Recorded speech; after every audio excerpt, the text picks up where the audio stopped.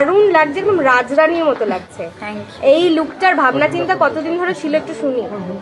বেশ অনেকদিন ধরেই ছিল, ভেবে রেখেছিলাম যে এটা করবো, তো এখন হয়ে যাওয়ার পরে বুঝতে পারছি খুব ভারী ব্যাপারটা, তো ওই জন্য একটু জুবুথুবু হয়ে আছে, কিছু মনে করো না। আচ্ছা, নিজেকে কেমন লাগছে? নিজেকে নিজে কমপ্লিমেন্ট দিয়েছো? আমার ভালো লাগছে যে সবাই আমাকে বলছে যে আজকে ভালো লাগছে। বরকে দেখেছে এখনো কেমন লাগছে? আচ্ছা, বরকে কি লুকিয়ে দেখা হয়েছে? কিচ্ছু হয়নি। টেনশনে আছো মনে হচ্ছে প্রচন্ড। আচ্ছা, সব মেয়েরই তো একটা ছোটবেলার থেকে স্বপ্ন থাকে যে বিয়ের দিনটাকে এরকম ভাবে সাজানো হবে, বিয়ের দিন এটা হবে ওটা হবে। তোমার কি মনে হচ্ছে ছোটবেলার সেই ইচ্ছেগুলো সবকটা ফুলফিল হয়েছে? হ্যাঁ, মানে টপ টু বটম, হ্যাঁ। Very happy, thank you so much. না, এটা আসলে খুবই স্পেশাল, কারণ এটা তো একটা প্রসেস, অ্যাকশন কাট নয়।